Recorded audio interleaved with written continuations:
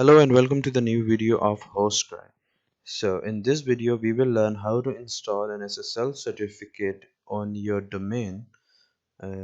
If you buy a hosting from HostCry, you will get unlimited SSL certificates for the lifetime.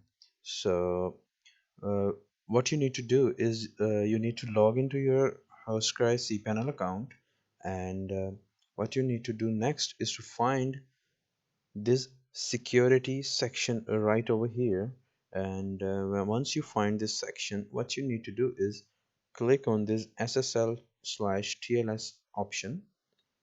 Once you click on it, you will be greeted with this similar interface like this, and what you need to do is click on Manage SSL sites. Click on it, and then what you need to do is click select your domain. So I have this domain. I will say autofill by domain. So this will autofill this certificates for SSL and a private key.